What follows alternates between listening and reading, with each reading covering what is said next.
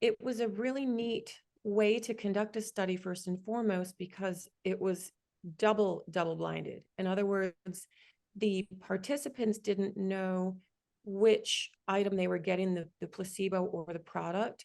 And we didn't know, as the study conductors, which was the placebo and which was the product. And so I really appreciate that foresight into how to make sure no one knew what they were getting, us included. And when I put out a text blast to my patients that we were looking for all women, we wanted premenopausal, perimenopausal, and postmenopausal women, and that we had a product that could potentially help them with some of the hormone fluctuations that many women experience. You know, there are so many endocrine disruptors in our environment that most women I know do feel that they have some sort of imbalance.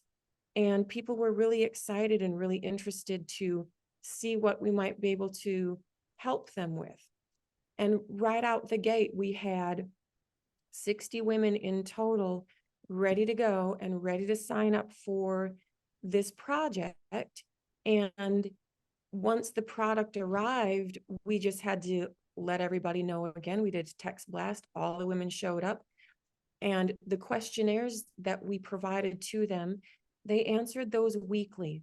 And the reason we did it weekly is that women who are premenopausal, sometimes they'll get symptoms for the first half of the month that are very different from the second half of the month. Women who are perimenopausal or right before menopause, they were noticing things like, my period is starting sooner. There's only 3 weeks between my cycles. Now that I'm perimenopausal, this is terrible. So we were looking for all of those different experiences that women were having, recording them and tracking them very carefully. And every week they answered the surveys. So they got a little packet of paper with their products, and every week they turned in more results, because eventually what I wanted to do was graph them. And so the trial we did for 30 days, and the results that we got, I just can't wait to share with you. You know, when you get to do this sort of work and really impact people's lives positively, it makes you excited to get to the office. So I'm really grateful that you included us in this project. Well, when we look at symptoms, we like to make sure that we have a numerical measure of how women self-rate these symptoms. It can be difficult to be objective when you're looking at how a woman feels, right? If a woman just says, oh, I have terrible cramps, well, okay, that's your terrible. If 0 is, I have no cramps, if 10 is, these are the worst cramps ever, take me to the hospital, where are you right now? And if they self-rate that they have a typical cycle with cramps being a 7, and we put them on the product and now that drops and their cramps are a 1 or a 2, that's a way to make sure that we can objectify the data. So when we asked for these symptom ratings, we didn't want to use words. We wanted to do a number value that the patient would self-rate and circle, because we don't know what it's like to be in someone else's body. So the symptoms that we looked for in our premenopausal were breast tenderness, mood swings, severity of cramps, night sweats, hot flashes, sleep disturbances, and headaches. We looked at all of those things. In the active menopause group, we looked at hot flashes, headaches, and mood swings, hormonal fluctuations in terms of how frequent are your cycles? Are you getting them at all? Are you not getting them at all? And then just overall energy, because for a lot of menopause women, their energy just bottoms out. And then for postmenopausal women, we looked at energy levels, mood swings, headaches, and sleep cycles. In other words, do you feel rested? Are you waking up multiple times a night? So those were the different criteria that we examined. And what's really great is that in our premenopausal women, 8 out of 10 saw improvement in their breast tenderness, mood swings, severity of their cramps, and sleep patterns. In the active menopause group, 8 out of 10 women saw fewer hot flashes, better sleep patterns. They weren't waking up multiple times a night. And my favorite was a lady who, every time she would get a hot flash, she would take a cap full of her product and swish it, and it would stop the hot flash in its tracks. It was the coolest thing for her. And then later, she reported that she felt cold for the first time in 6 years. Her hormones were so off the chain that she couldn't sleep under a blanket. And so she was so happy that she could go back in a bed with her husband because she was too hot before, and she could sleep under the covers. It was a really neat moment for her. So all these women are just thrilled with what they're seeing.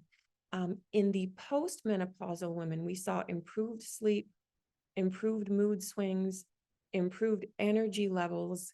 And some of them actually, we didn't ask this question, but a couple of them said, I just feel more motivated now because I feel like I have control over my body again. My body just feels good. So we had, places for comments where people could comment on things that maybe we didn't think to ask when we sent out those surveys. And hearing women's self-reported improvements independent of the numerical ratings, that was a very nice touch at the end of it, just to get their feedback and hear them say how much better they felt overall. With these types of things, I like the daily balancing of all of this. As we are shifting through a world that has a number of hormone mimickers, estrogen disruptors, those types of things can throw a cycle. And when we consider the fact that plastic mimics estrogen in the body, if we are eating food that is in contact with plastic, we are getting it on a minuscule scale. We're getting that endocrine disruption. Pesticides that are sprayed into the air and onto our foods mimic estrogens in the body. So that can disrupt hormones. And when we consider the capacity of minor fluctuations in hormones, how much that can tip the scale. And in the hormone world, it takes concentrations of 1 part per trillion to shift the balance. That's how powerful hormones are. And so with something like this particular product, the balancing nature of what's in it and the subtle but synergistic uptake, because it's a nanohydrolyzed product, it can get into the body in a meaningful way and just keep anybody even keel. That's what I liked about it. We really didn't have a single negative feedback loop from anybody. There wasn't a single person that said, this definitely got worse. Not one person. Well, here's what we had to promise all of these ladies.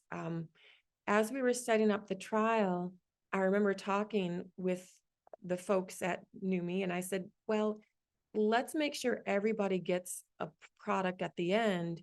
That way I can tell women, you might get a placebo, you might get the actual product, but at the end of it, we'll give everybody a bottle.